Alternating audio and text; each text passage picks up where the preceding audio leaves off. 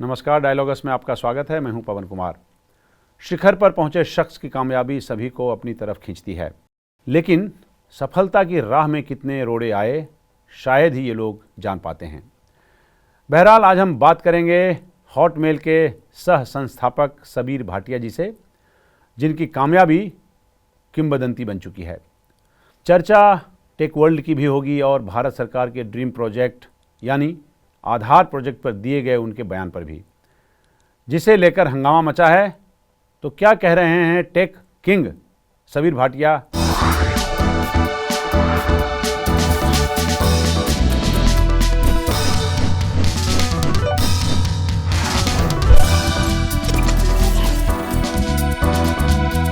भाटिया साहब नमस्ते। नमस्ते नमस्ते जी। कैसे हैं आप? बहुत ही अच्छा हूँ, फर्स्ट क्लास। मैंने आपके बहुत सारे इंटरव्यूज देखे, बहुत आपके बारे में पढ़ने की कोशिश की। वैसे जितनी आपके बारे में पढ़ी जाए वो कम है। और मैं सवालों का एक बड़ा भारी मोटा पुलिंदा लेके आया हूँ। पता नहीं कितना आपसे पूछ सकूंगा, कितना नहीं पूछ सकूंगा। ठीक है, कोई बात नहीं, शुरू करिए, देखते हैं जी, कितना मैं आंसर कर पाता हूँ। कि आपके बचपन के बारे में जानना चाहता था। तो मैं 1968 में पैदा हुआ चंडीगढ़ में। फिर उसके बाद पैदा होने के बाद उसके तुरंत वो 1968 के बाद वो बैंगलोर गए। बैंगलोर में 1972 तक था। आई थिंक 1970 में बैंगलोर गए, 70 टू 72 बैंगलोर में थे। फिर 72 से लेकर 1980 तक पुणे में। उसके बाद फिर वापस बैंगलोर आ गए 1980 थ्रू 86। वहां से मैंने अपना 12th ग्रेड या जूनियर कॉलेज खत्म किया। और उसके बाद बिट्स पिलानी में गया 1986 में। 1986 थ्रू 1988 मैंने इंजीनियरिंग पढ़ी बिट्स पिलानी में। और उसके बाद मुझे एक ट्रांसफर स्कॉलरशिप मिल गई कैलटेक आने के लिए, कैलिफोर्निया इंस्टीट्यूट ऑफ टेक्नोलॉजी। 1988 में मैं कैलटेक आया। 1991 में मैंने अपनी under graduate bachelors of science electrical engineering में ख़त्म की। और 1991 के बाद उसके बाद मैं स्टैनफोर्ड आया मास्टर्स करने के लिए। 1991-92 स्टैनफोर्ड में था। फिर उसके बाद मैंने एप्पल कंप्यूटर ज्वाइन किया, वहां पर एक साल काम किया। उसके बाद एक और कंपनी शुरू ज्वाइन की, फायर पावर सिस्टम्स। और फायर पावर सिस्टम्स के बाद मैंने हॉटमेल शुरू की जैक स्मिथ के साथ जी। 1996 में। हम्म। तो आपको मालूम है पूरा हिस्ट्री क्या है। सर, उसके बाद तो दुनिया को मालूम है। हम लोग तब से जानते हैं।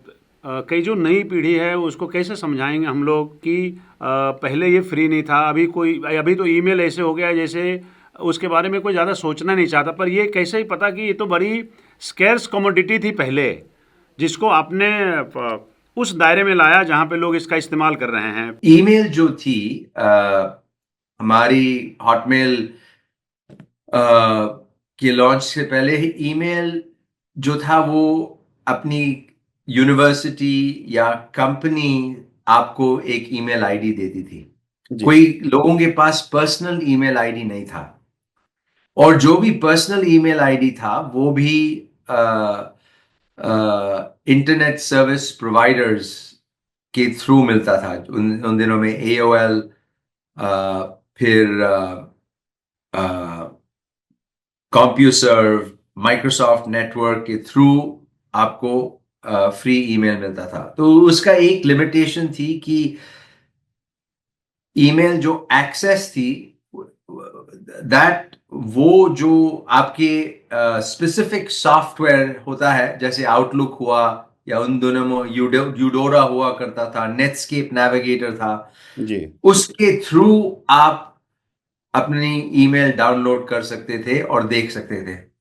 तो हमने एक्चुअली फ्री ईमेल प्रॉब्लम नहीं सॉल्व की। जो रियल प्रॉब्लम सॉल्व की थी वो ubiquitous access to email problem solve की। हमारी जो कंपनी में हम काम करते थे फायर पावर सिस्टम्स में, वहां पर उन्होंने एक फायरवॉल डाल दिया कंपनी ने, जिसकी वजह से हम अपनी पर्सनल ईमेल अकाउंट्स एक्सेस नहीं कर सकते थे। मेरा पर्सनल ईमेल अकाउंट स्टैनफोर्ड के थ्रू था। और जैक स्मिथ का पर्सनल ईमेल अकाउंट AOL के थ्रू था। तो जब से उन्होंने फायरवॉल डाली, हम अपना पर्सनल ईमेल अकाउंट एक्सेस नहीं कर सकते थे। तो तभी हमको आइडिया आया कि अगर हम ईमेल वेब ब्राउजर के थ्रू डिलीवर करें, वो प्रॉब्लम हमारी सॉल्व हो जाएगी। और हमने बोला कि ये तो बहुत ही अच्छा मैकेनिज्म है ईमेल को वेब के थ्रू डिलीवर करने के लिए। We were the first web based email service provider, and today we call it the cloud. तो क्लाउड एक्सेस जो था, फर्स्ट क्लाउड एप्लीकेशन दुनिया का हमारा ही था।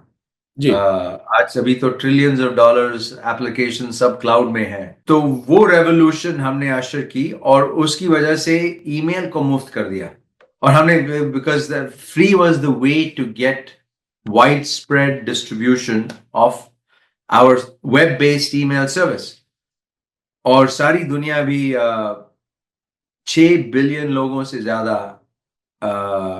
किस प्रकार का मुफ्त का ईमेल यूज करते हैं।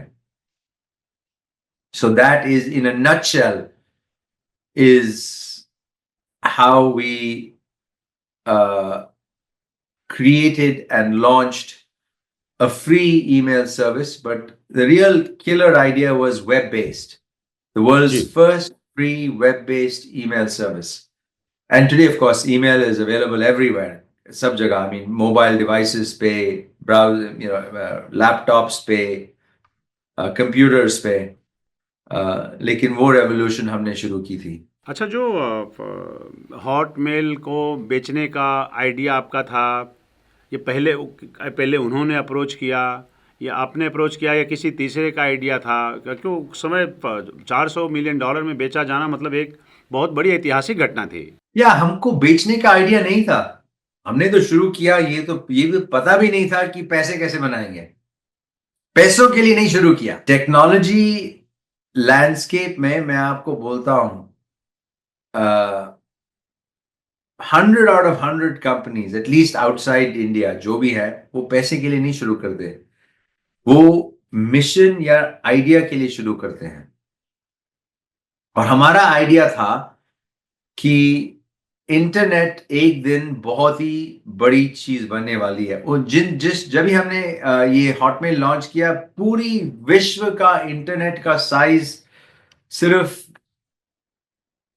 15 या 20 मिलियन लोगों यूज कर रहे थे। आज 6 बिलियन लोग यूज कर रहे हैं, मोबाइल डिवाइसेस के थ्रू यूज कर रहे हैं। तो हमारा आइडिया था कि हम मुफ्त का ईमेल जो है, ये इंटरनेट के जो ग्रोथ के साथ ही ग्रो होगा। तो हम तो सिर्फ ये सोच के हमने लॉन्च किया कि लोगों का फायदा होगा, इससे बहुत जी लोग यूज करेंगे। वो जो यूजर बेस है, उसको आज भी जैसी कंपनी, जैसी टिकटॉक है, इंस्टाग्राम है, सोशल मीडिया है, वो सब यूजर बेस पे डिपेंडेंट है, और पहले 6 7 10 सालों तक कुछ पैसे नहीं कमाती। उसके बाद जब भी मैसिव यूजर बेस हो जाता है, जैसे व्हाट्सएप का आप देख लें, अभी 3 4 बिलियन पीपल यूज व्हाट्सएप। उसके जी बाद जब भी मोनेटाइजेशन इंजन शुरू होती है, हम्म फिर तो ये जो है टेक्नोलॉजिकल प्रॉब्लम हमने सॉल्व की। हमने पैसों के मकसद से शुरू नहीं की है, इसीलिए। और मैं बोल रहा हूं, जितनी भी बड़ी कंपनीज हैं, आप देख लें, गूगल, माइक्रोसॉफ्ट भी शुरू जब भी उन्होंने किया, स्ट्राइप, फेसबुक, उबर, ये इन सब ने टेक्नोलॉजी के थ्रू कोई रियल वर्ल्ड प्रॉब्लम सॉल्व की। एक बारी वो प्रॉब्लम आप सॉल्व कर दें, यूजर की इमेजिनेशन आप कैप्चर कर लें, उसके बाद ग्रोथ अनलिमिटेड होती है। जी हम तो लकी हो गए कि 1 साल में ही माइक्रोसॉफ्ट ने बोला हम आपको हम आपको खरीदना चाहते हैं। फिर उसके बाद नेगोशिएशन के द्वारा हमने खरीद ली। जी हमने बट बेचने का इंटेंशंस जो शुरुआत थी, वो बेचने की नहीं थी, वो हम्म बिल्ड करने की थी। अच्छा, एक हिंदुस्तानी अखबार को मैं कोट कर रहा हूँ आपके लिए, आपकी तारीफ में। और अखबार का नाम नहीं लेंगे। ये कहते हैं कि आपके बारे में कि you were the only start that India's incipient dot com industry could offer. देखो, एक तो मैं इंडियन डॉट कॉम इंडस्ट्री नहीं था। मैं इंडियन हूं, ये अलग बात है, लेकिन रियली अगर इंडियन डॉट कॉम स्टार होता तो इंडिया से आता ना, जी। यहां से नहीं। तो वही फर्क है कि जो माइंडसेट हमारा है वो हमको बदलना है। और मैं काफी सारे इंडियन से पूछ चुका हूं ये क्वेश्चन। एक तो वो पैसों के बारे में बहुत सोचते हैं। हर एक चीज जो करते हैं पैसे के लिए करते हैं, वो पैसे के लिए। जो हमारी दुनिया में, पैसे की बड़ी दिक्कत रहती है ना यहाँ पे, तो वो कहीं ना कहीं दिमाग पे हावी रहता है। नहीं, वो जो है ना वो माइंडसेट है। हम्म। वो अपने जो काम को बिजनेस समझते हैं। मैं अपने काम को बिजनेस नहीं समझता। मैं तो ये समझता हूं कि भगवान ने मुझे ये ऐसा जो मन दिया है जिसके थ्रू मैं कुछ कर रहा हूं, जी। पैसों के लिए नहीं कर रहा, दुनिया बदलने के लिए कर रहा हूं। और टेक्नोलॉजी में आज तक इतनी दिलचस्पी है कि मैं जो करता हूं, जो बिजनेस प्लान है, अच्छे आइडिया मैं चेज करता हूं, पैसे नहीं चेज करता। जी। वही फर्क है। और इन आइडियाज से मैंने देखा है कि पूरी दुनिया बदल सकती है। और ये माइंडसेट का इशू है। तो अखबार ने बोला होगा मैं इंडियन डॉट कॉम स्टार हूं, लेकिन मैं silicon valley dot com star हूं। ये अलग बात है कि मैं इंडियन हूं, हम्म। इसका ये मतलब नहीं है। और अभी मेरा मकसद है कि इंडिया का इकोसिस्टम ऐसे डेवलप किया जाए सो दैट इंडिया से ही नए dot com stars, dot com या सोशल मीडिया या आप कुछ भी कह लें, न्यू जनरेशन टेक्नोलॉजी स्टार्स ऊपर आए। अच्छा, अब भाटिया साहब, बड़ी बहुत इंटरेस्टिंग बात कर दी आपने, और ऐसे जगह पे हम लोग पहुंच गए जहां पे ये पूछना बड़ा ज़रूरी होगा कि जब आप हॉटमेल आपने बेचा या उसको बनाया, लगभग 1 डेढ़ साल का फ़र्क है। मेरा सवाल सिर्फ यह है कि क्या जब आप जो इकोसिस्टम था, जो एटमॉस्फेयर था, ये जो माहौल था उस वक्त का, क्या इस वक्त इंडिया उस लेवल पे है? माइंडसेट अभी तक चेंज नहीं हुआ है। जितने भी इन्वेस्टर्स हैं, वीसीज हैं, फंड्स हैं, ये सब गलत चीजें के बारे में बात करते हैं। मैं आपको एक सिंपल एग्जांपल देता हूं। किसी ने मुझे इस बजट के बारे में बोला कि निर्मला सीतारमण जी ने बोला है कि 500 करोड़ एआई एजुकेशन में खर्च करेंगे। मैं बहुत ही खुश हो गया कि ये एआई एजुकेशन में पे 500 करोड़ खर्च करने वाले हैं। इसका मतलब फ्यूचरिस्टिक माइंडसेट है। इसका मतलब इंडिया को बदलना है। तो किसी ने मुझे बजट का जो एक्चुअल डॉक्यूमेंट है वो भेज दिया है। वहां पर मालूम क्या लिखा था? जी। Indian government is committed to create a center of excellence for 500 crores। इसका मतलब है उनके मन में ये रियल एस्टेट प्रोजेक्ट है, 500 करोड़ की एक बिल्डिंग खड़ी कर देंगे। मीनिंगलेस है। हमको ये real estate, centre of excellence, इन शब्दों से दूर रहना है। This is not going to change India और एनीथिंग। हम अभी तक एसेट बेस्ड माइंडसेट में अटके हुए हैं। जब भी हम आईपी को वैल्यू करेंगे और बोलेंगे इस आईपी से हमें पूरी, मतलब इंट्यूशन है कि दुनिया बदलने वाली है, जी। और ऐसे 500 करोड़ हम 500 या 1000 आइडियाज में डालेंगे और उनमें से एक टेक ऑफ करेगा, वो हम्म। वो जो है वो आईपी माइंडसेट है। अभी तक हमारा रियल एस्टेट एसेट माइंडसेट है। तो कैसे और उससे इनोवेशन नहीं आएगी। बिल्डिंग से इनोवेशन नहीं आती। आप बड़ी बिल्डिंग में जाएं, अच्छा शानदार है, वहां से इनोवेशन थोड़ी आएगी। इनोवेशन तो दिमाग में होती है। अभी मैं 4 कंपनीज पे काम कर रहा हूं। हमारी कोई बिल्डिंग्स ही नहीं है, सब वर्चुअली काम कर रहे हैं, जूम पे काम कर रहे हैं। लेकिन आइडियाज इतनी जबरदस्त हैं, दुनिया को बदल देंगी। कुछ अपने आइडियाज अभी बताएंगे जिस पे आप काम कर रहे हैं। एक तो मैंने कल ही लॉन्च किया, जी इंडिया में ही लॉन्च किया। नाम है उसका नेताग्राम, जी जी। और डाउनलोड्स जा रहे हैं एक्सपोनेंशियली। नीताग्राम सिंपली, आप अगर आप सोशल मीडिया की दुनिया में अभी आप देखें तो अलग अलग जो वर्टिकल्स में पर्पस बिल्ट एप्स आ रहे हैं। जैसे जो एथलीट्स हैं जो हर रोज दौड़ते हैं या साइकिलिंग करते हैं या स्विमिंग करते हैं, जी उनके लिए एक अलग से ऐप है उस जिसका नाम है Strava. Strava is a social media app for athletes only. क्योंकि जो एथलीट्स हैं उनको they want to measure how much they have run, how many what zone of training they were in, heart rate उनका क्या था, ये सब चीजें मेजर करके पूरा पर्पस बिल्ड जो है, फोकस है एथलीट्स पे। तो हमने जी। एक ऐप लॉन्च की है नेताग्राम, हम्म। जो which is politics on Instagram और Instagram of politics।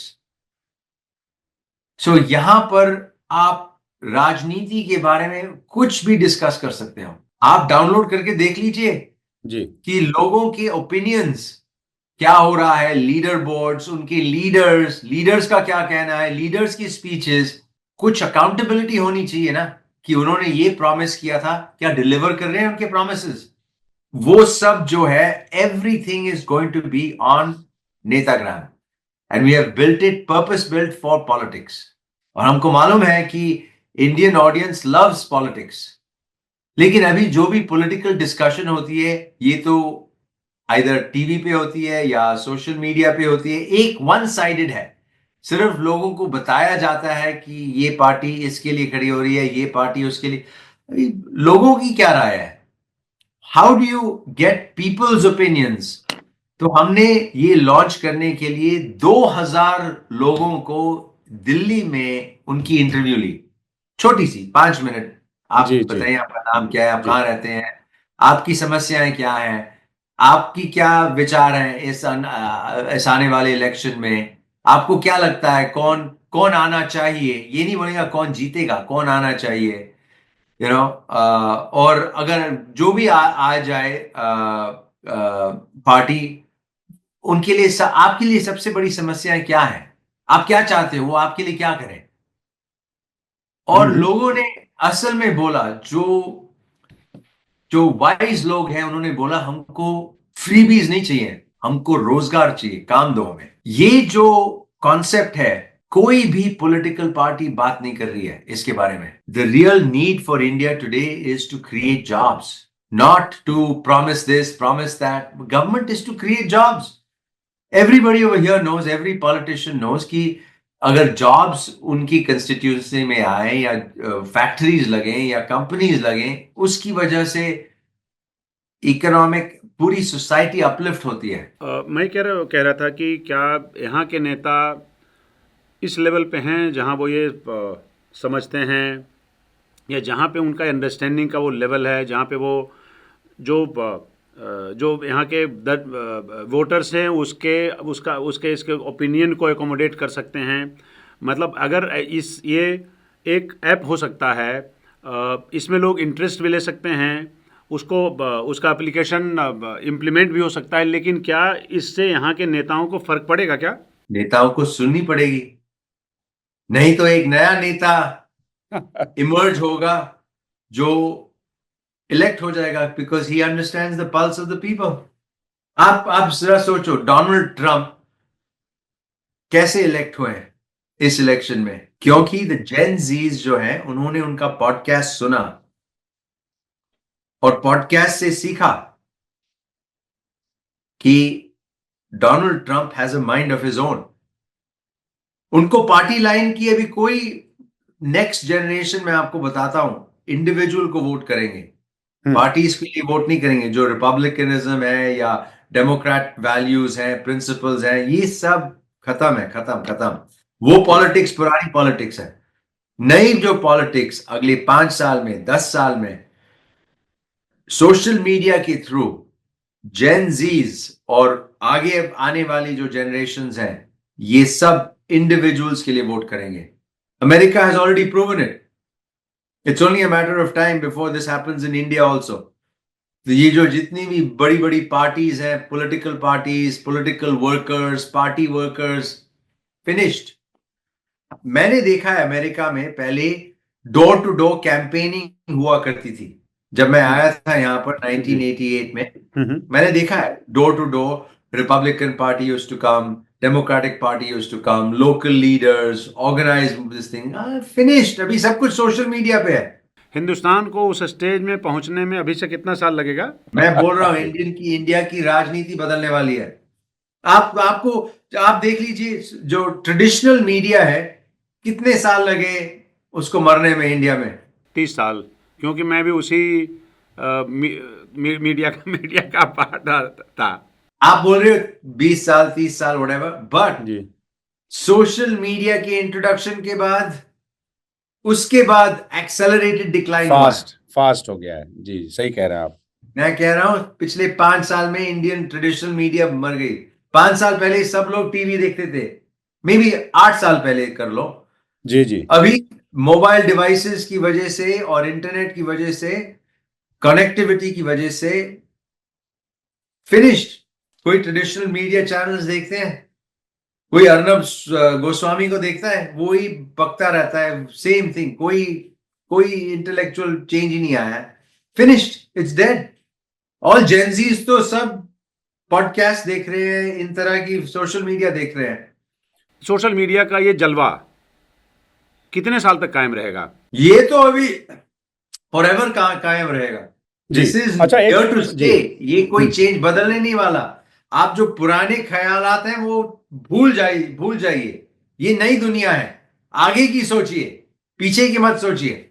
आपसे बात करके मुझे लग रहा है कि मुझे भी काफ़ी चीज़ें अनलर्न करने की ज़रूरत पड़ गई हैं. जब मैंने हॉटमेल शुरू की थी, हमारा जो पहला वेबसाइट शुरू किया था वो था, हमको महीने लग गए वेबसाइट शुरू करने में. ठीक है.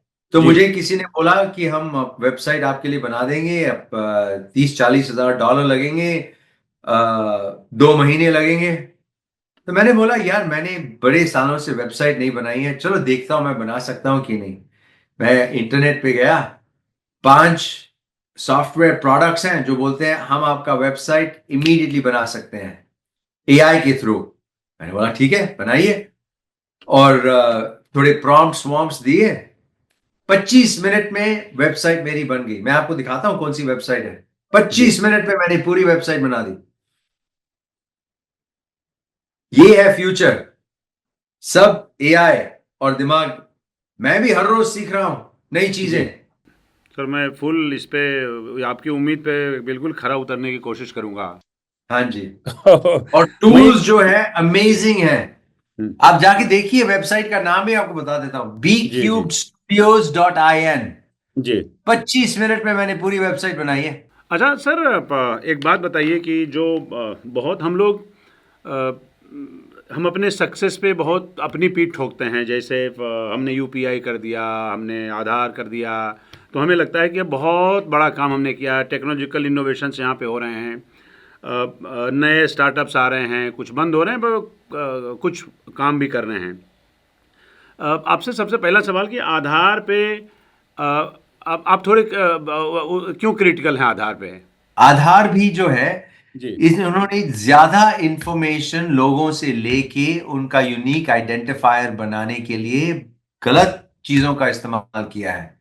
मतलब पूरी अपनी आइरिस स्कैन, ये वो. मैं आपको फिलॉसफी बताता हूं जी इसके पीछे. और ये जो फिलॉसफी है, ये सोच के बारे में है. अगर आप एक प्रॉब्लम सॉल्व कर रहे हैं और 98% प्रॉब्लम आप एक सिंपल टेक्नोलॉजी थ्रू के द्वारा आप यूज कर सकते हैं, आप बना सकते हैं.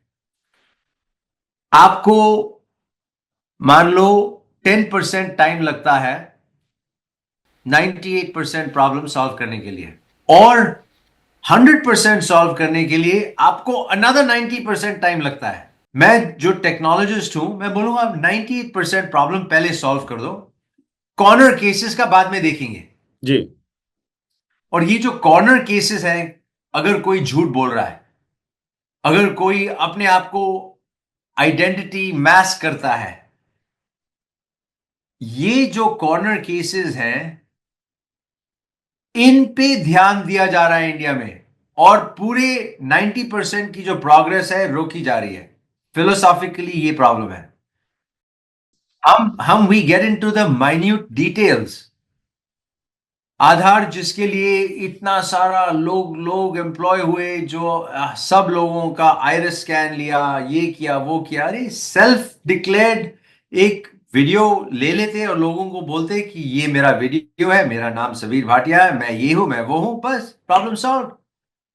क्या कॉर्नर केसेस आपको होते जो people who are deaf, or sorry, who are mute or dumb, or people who've got who cannot speak, don't have a voice. Those are corner cases. We will solve that problem. तो वक्त और पैसे की बर्बादी हुई क्या? बहुत बर्बादी हुई, जबरदस्त। ये 20 मिलियन में मैं आपके लिए तैयार कर सकता हूं पूरा Aadhaar system, much better quality using technology. ये तो गलत यूज है। जिस कंट्री के पास पैसे नहीं है, उनको दिमाग लड़ाना चाहिए। दिमाग नहीं लड़ाया, ये तो जो ग्रंट वर्क जैसे है उससे किया गया है। आप चाइना को देख लें, उनके पास लार्ज लैंग्वेज मॉडल्स के लिए प्रोसेसर्स नहीं थे, एनवीडिया प्रोसेसर्स नहीं थे, कंप्यूटिंग पावर नहीं थी। Necessity is the mother of invention. उन्होंने दुनिया के लिए बेहतरीन लार्ज लैंग्वेज मॉडल क्रिएट किया। That is comes from a thinking. हमारी सोच वैसे नहीं है। हम तो ग्रांट वर्क सिर्फ कॉपी करने में नंबर 1 है। कॉपिंग is not innovation, original idea is innovation. इतने स्टार्टअप आ रहे हैं भाटिया साहब इस देश में, पी पैसा लगा रहे हैं, वेंचर कैपिटलिस्ट पैसा लगा रहे हैं। आप जब कहेंगे इनोवेशन यहाँ नहीं हो रहा है, तो यहाँ के जो यंग लोग हैं वो बहुत डिस्करेज हो जाएंगे। मैं सच बोलता हूं, मैं बोलता हूं क्रिटिकल थिंकिंग एब्सेंट है। ये सब स्टार्टअप्स जो है सब वेस्टर्न बिजनेस मॉडल्स के कॉपीज हैं, या फाइनेंशियल इंजीनियरिंग है, इधर का उधर, उधर का इधर, इधर उधर, ट्रेडर मेंटालिटी है। ओरिजिनल आइडिया तो है ही नहीं। अच्छा, who is better, private equity वाले या venture capitalist? Obviously venture capitalist. Private equity को तो कुछ, उनको तो देखना भी नहीं है कि क्या हो रहा है, उनको सिर्फ पैसे चाहिए, मनी मल्टीप्लिकेशन। अगर वो माइंडसेट है तो बेकार माइंडसेट है। प्रॉब्लम है कि इंडिया के वेंचर कैपिटलिस्ट भी प्राइवेट इक्विटी की तरह सोचते हैं, रिस्क एवर्स।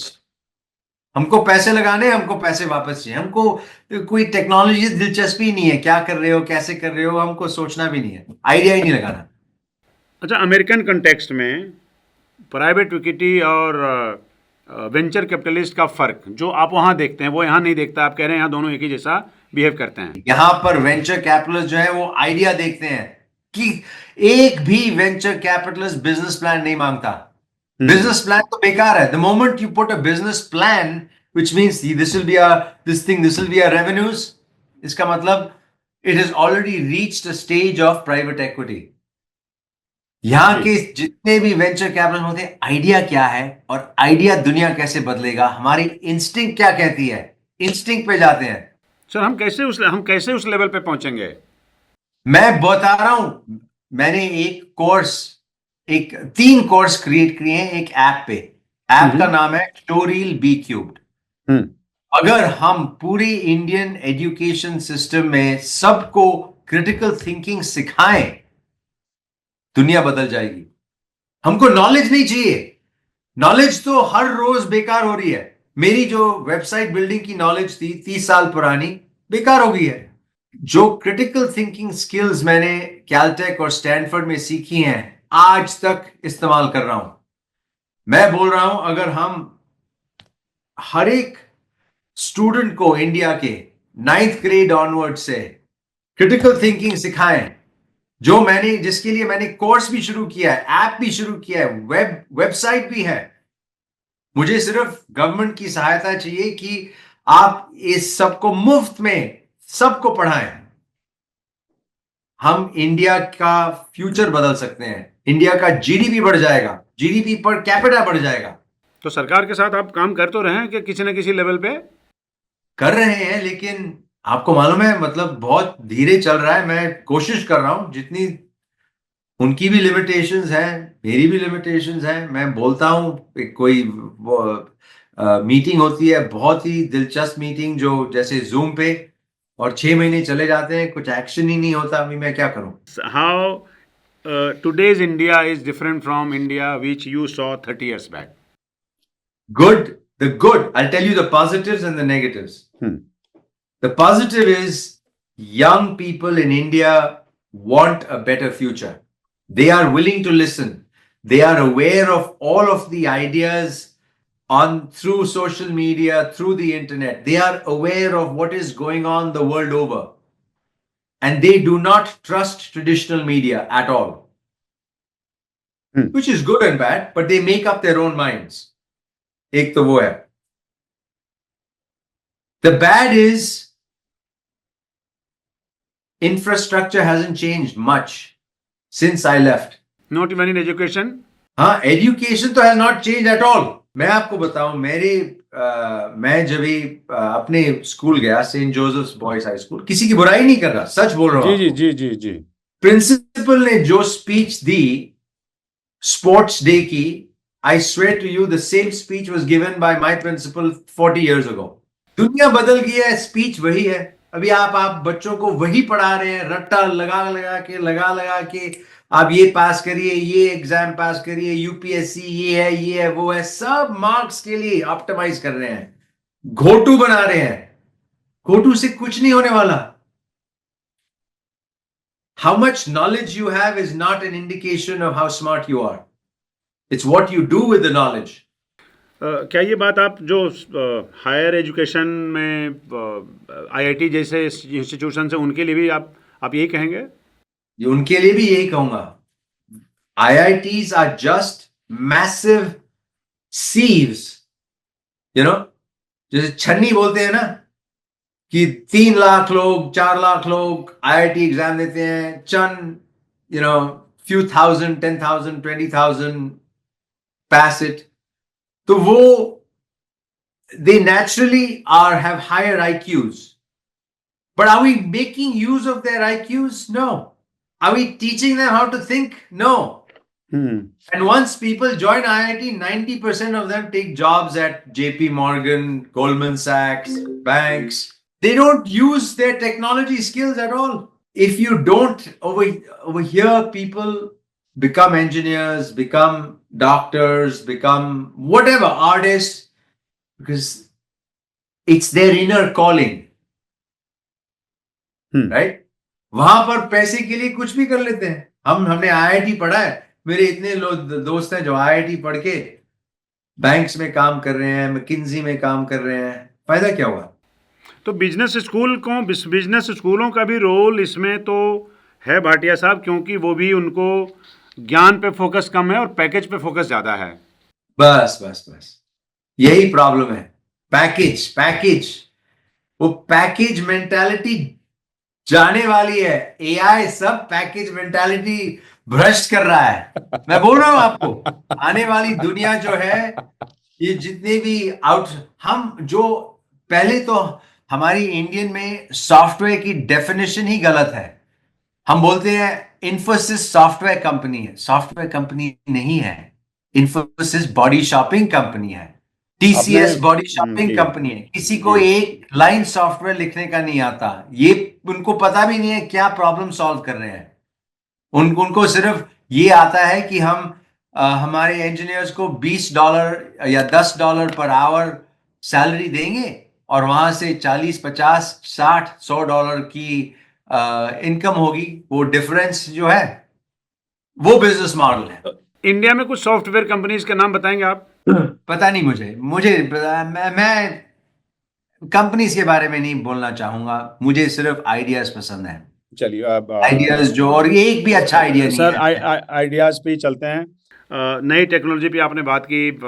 आपने एक तरह से कंसर्न दिखाया आर्टिफिशियल इंटेलिजेंस के बारे में, चैट जीपीटी के बारे में। क्यों हम ये जानना चाहते हैं कि ये कैसे आर्टिफिशियल इंटेलिजेंस अभी से अगले 5 साल तक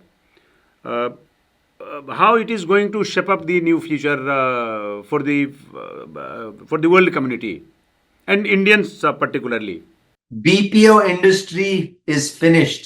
जो भी काम आदमी लोग कर रहे हैं, answering phone calls, doing this, doing that, AI agents will do better. जी ये जो पूरी सॉफ्टवेयर आउटसोर्सिंग इंडस्ट्री है, this is in trouble. Today I can write code better using AI agents than giving it to a human being and having them write code. बहुत सी, we have to embrace AI wholeheartedly, or else India will fall even further in its software status, or whatever money we are making through software, which is mostly outsourcing, that is going to go away in 5 years. बहुत गंभीर है, और लोग, people are not looking at it. People are not understanding and grappling. यहां पर जितनी भी बड़ी कंपनीज हैं, Salesforce, Microsoft, Google, for the past 2 years they have stopped hiring any new engineers. The CEO of Salesforce was on on a small social media clip. He says, we asked our head of engineering, no hiring in the last 2 years, and in the future, due to natural attrition, we will not hire anymore. We can make do because we are getting code written through AI agents that solves 90% of our problem. Bharat में कितनी दिलचस्पी रखते हैं आप? आपका interest है? Bharat actually has the potential, greatest potential on planet Earth today is India. Youngest population, what we call the demographic dividend. But just identifying the demographic dividend is not enough. उसका इस्तेमाल करना है, कुछ करना है उसके साथ, उनकी माइंडसेट चेंज करनी है, और हम कर सकते हैं. वही मैं बोल रहा हूं ना, क्रिटिकल थिंकिंग अगर सबको सिखाएं, we can change the mindset. We have to transform the Indian economy from being a land-based, asset-based economy into an IP-based economy. That is not happening right now because nobody knows what an IP-based economy is. You can see the latest budget. 500 crores on building a center of excellence. Instead of 500 crores, we'll spend towards 500 ideas that could transform AI. आपको अभी फर्क समझ आ गई इन दोनों में, statements में? जी. कभी आपको लगता है कि थोड़ा और वक्त दिया जाए, हिंदुस्तान में वापस जाके? अरे वक्त से कुछ नहीं होता. वक्त से किसी की थिंकिंग चेंज होती है क्या? थिंकिंग से थिंकिंग चेंज होती है, वक्त से नहीं होता. वक्त तो is a man made construct. Humans have made time. आप बोलो अगर 10 साल बाद आपके जो विचार हैं बदल जाएंगे, क्यों बदलेंगे? आपके तो विचार ऑलरेडी फॉर्म्ड है. अगर आप विचारों पर ध्यान दें और बोले मेरी थिंकिंग मुझे बदलनी है, फिर आप बदल सकते हो. लेकिन past a certain age, people's thinking does not change. Fear does not change. Subconscious fear does not change. Policy नहीं है भाटिया साहब. स्कूल एजुकेशन बेहतर नहीं करेंगे, स्कूल बेहतर नहीं करेंगे, कॉलेज बेहतर नहीं करेंगे, कॉलेज एजुकेशन बेहतर नहीं करेंगे, उसका लेवल नहीं बढ़ाएंगे, नई पॉलिसी इम्प्लीमेंट नहीं करेंगे, नए इनोवेशन नहीं करेंगे एजुकेशन इम्पार्ट करने में, तो जो आप कह रहे हैं वो तो केवल ड्रीम ही रहेगा हमारे लिए. तो हाँ जी, मैं बोल रहा हूं, अगर कुछ ऑन द ग्राउंड चेंज नहीं होता, ड्रीम ही रहेगा. इसके लिए सिर्फ विजन की जरूरत है. Vision is not a dream. A dream is India will be a superpower by 2047. Vision is how is India going to get there? उसका आंसर चाहिए. कुछ 2-4 ऐसे लोग हैं जिनको आपको लगता है कि बड़ी भारी, आपको उनसे बहुत उम्मीदें रखते हैं आप, और जिनका नाम मेंशन करना चाहेंगे, जो लगता है कि वो आपके साथ सपने में शेयर करना चाहते हैं? अगर आपको मालूम है मुझे प्लीज इंट्रोड्यूस करें, मैं भी उनसे मिलना चाहता हूँ। नहीं, पर आप काम भी तो कर रहे हैं, आपने ऑब्वियसली एक कंफर्ट लेवल देखा ही होगा आपने काम करने के लिए जिनके साथ आप काम कर रहे हैं। ये अलग बात है कि काम करने में कभी स्लो कभी तेज जो भी है, जिनके साथ आप काम करते मेरे ख्याल से केमिस्ट्री तो बनता होगा, या आपकी बात से वो कम से कम कन्विंस तो हुए ही हैं, इतना तो तय है। भाई आप ही उनको कन्विंस कर सकते हैं, मैं नहीं कर सकता। मैं सिर्फ ये बोलना चाहूंगा कि जो भी मैंने अच्छे विजनरीज देखे हैं वो बहुत जेन जी से ही आएंगे। जो हमारे अभी देश के लीडर्स हैं उनकी ख्यालात सब पुराने हैं। बिल गेट्स और स्टीव जॉब्स को आप कैसे याद करते हैं? मैं तो स्टीव जॉब्स से कभी मिलने का मौका मुझे नहीं मिला, पर मैं बिल गेट्स साहब से एक बार फ्रैंकफर्ट में मिला हूँ। आप कैसे याद करते हैं उनको? बहुत ही अच्छे, आई मीन विजनरीज हैं दोनों, जबरदस्त, लेकिन उनका ऑपरेटिंग स्टाइल अलग है। जी। स्टीव जॉब्स जो थे वो विजनरी हैं, लेकिन वो टास्क मास्टर, विंडिक्टिव, मतलब उनकी अगर सुनो तो बस कर सकते हो, नहीं तो you may be fired. And dual personality problem थी उनकी। Restless also. हाँ हाँ, रेस्टलेस तो सब विजनरी रेस्टलेस होते। जो इंडियन ऑडियंसेस हैं, खासकर जो नए ज़माने के लोग हैं जिनको जेनजी कह रहे हैं आप, एक बड़ा देखा जा रहा है कि बहुत ज़्यादा डाइवर्जन है, डाइग्रेस होते हैं, अटेंशन स्पैन कम है, लंबा पढ़ना नहीं चाहते, किताबें पढ़ना नहीं चाहते हैं, सोशल मीडिया से काम चलाना चाहते हैं।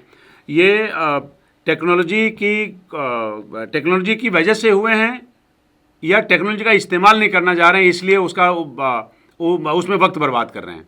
नहीं, टेक्नोलॉजी की वजह से हुआ है। ये जी। टेक्नोलॉजी की वजह से हुआ है, और ये this is here to stay.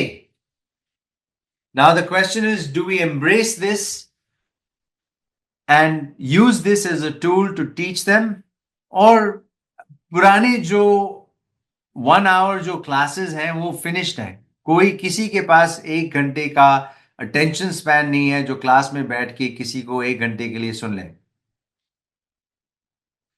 ये जो नई पीढ़ी है, इसीलिए मैंने जो एआई का इस्तेमाल करके 1 घंटे का जो क्लास है उसको 3 मिनट में कंडेंस किया है।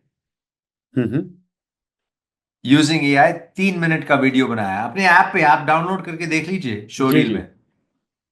इसका रीजन यही है कि जो नई पीढ़ी है इनको शॉर्ट स्निपेट्स में जो बताना है बताएं, लॉन्ग फॉर्म में मे बी पॉडकास्ट सुनना चाहेंगे, जैसे हम पॉडकास्ट कर रहे हैं वो, बिकॉज उसमें हर एक शब्द में नया आइडिया है, मतलब। लेकिन repetition of old ideas, regurgitation, ये इन सब में कोई दिलचस्पी नहीं है उनको। इंडिया, एसएनपी की एक रिपोर्ट है जो कहती है कि 3031 तक इंडिया दुनिया की थर्ड लार्जेस्ट इकोनॉमी बन जाएगी। कोई आसार आपको नज़र आते हैं क्या? कोई लक्षण दिखता है क्या? मीनिंगलेस नंबर है, थर्ड लार्जेस्ट इकोनॉमी हो या लार्जेस्ट इकोनॉमी हो, मीनिंगलेस नंबर है। जिस नंबर पे हमको ध्यान देना चाहिए वो है पर कैपिटा जीडीपी। जी। इनइक्वल ग्रोथ भी नहीं होना चाहिए। इनइक्वल डिस्ट्रीब्यूशन ऑफ वेल्थ तो गलत है। उससे क्या होता है? कुछ नहीं हुआ, कुछ तरक्की नहीं हुई इंडिया में।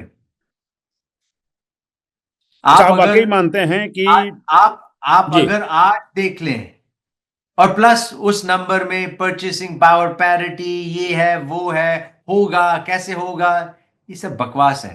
These are people who are, they have come from the world of theory, not the world of practice. Theoretical geniuses तो सारी दुनिया के इंडिया में बैठे हैं। प्रैक्टिकल कौन काम करता है? That's what we have to find. बहुत सारे ऐसे ज़्यादा नंबर तो नहीं है भाटिया साहब, लेकिन काफ़ी लोग हैं, मतलब 2 4 10 लोगों को मैं भी जानता हूं जो अमेरिका से यहाँ वापस लौटे हैं, अच्छा काम कर रहे हैं, कुछ बेसिक काम कर रहे हैं, नया करने की कोशिश कर रहे हैं, क्योंकि नए लैंडस्केप में है तो स्ट्रगल थोड़ा सा है। सब 30s के लोग हैं, 20s के भी उसमें से 2 4 लोग हैं जिनको मैं जानता हूँ। उनके यहाँ आने से क्या, जो यहाँ पहले से ही ट्रेडिशनल अप्रोच में बिलीव करने वाले जो लोग हैं, उनके नज़रिए में कोई बदलाव आएगा क्या? नहीं आएगा, India is a country of 1.5 billion people. You need 100 million proper thinkers if you want to change the mindset of 1.5 billion. You don't need 10, 20, आप मैं जानता हूं, ये जानता हूं, कुछ नहीं होता. बदलना है, पूरा सिस्टम बदलना है. सबको क्रिटिकल थिंकिंग सिखाओ. सबको बोलो ये एसेट बेस्ड इकोनॉमी से छूट ले लें. अभी तक लोग सिर्फ real estate prices, land prices, asset values के बारे में बात करते हैं. आइडियाज के बारे में बात नहीं करते. आइडियाज बारे में आप किसी भी वीसी से मिल लो, आइडिया नहीं चाहिए. कितने पैसे कमा रहे हो बताओ, हम पैसे लगाएंगे टू इंक्रीज दैट. उससे कुछ नहीं होता. बेसिक्स ही गलत है. बेसिक्स ही गलत है. मैं बोल रहा हूं एसेट वैल्यूज आर मीनिंगलेस. मेरे ही लाइफ टाइम में पिछले 15 सालों में मैंने दुनिया की टॉप 50 कंपनीज में से आप अगर दुनिया की ऑयल कॉरपोरेशंस को निकाल लें, like Aramco, Indian oil corporation, China oil corporation, जो कमोडिटीज में है, सब 100 out of 100 companies, 50 out of 50 are in IP creation. Microsoft, Google, Amazon, Facebook, Netflix, ये सब आइडियाज के ऊपर बनी हुई है. तो कोई आपकी बातों से मुझे लगा कि बहुत आप अभी बहुत होपफुल नहीं दिखते हैं हिंदुस्तान में प्रोग्रेस के.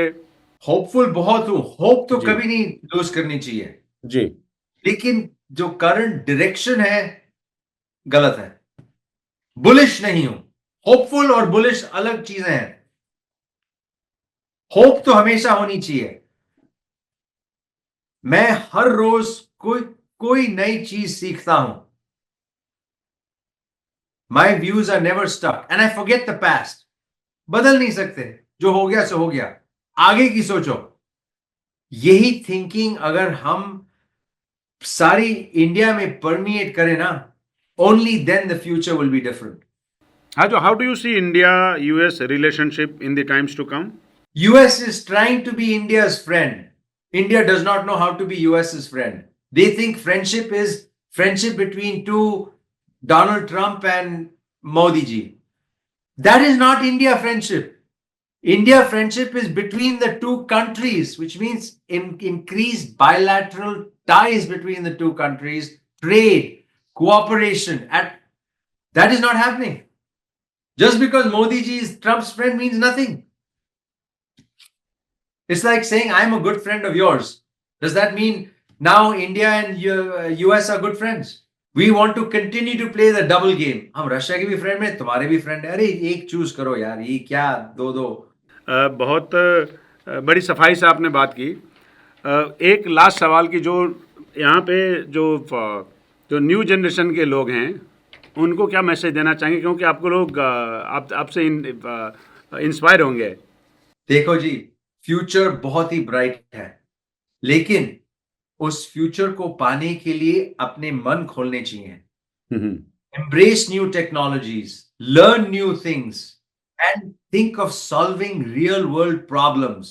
If your goal is to just make money, that's not a good goal.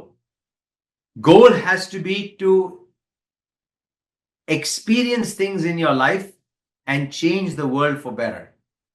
मैं आपकी इस बात को सुन के मैं ढूंढने की कोशिश करूंगा कि आपने जो बोला है तो आपके विश के मुताबिक यहाँ पे कौन सी ऐसी कंपनी है जो उस हिसाब से चल रही हैं. बहुत ढूंढना पड़ेगा, मुझे समझना पड़ेगा. हाँ जी. चलिए, बहुत बहुत शुक्रिया भाटिया साहब, आपने बात किया हमसे. You're most welcome. Thank you very much.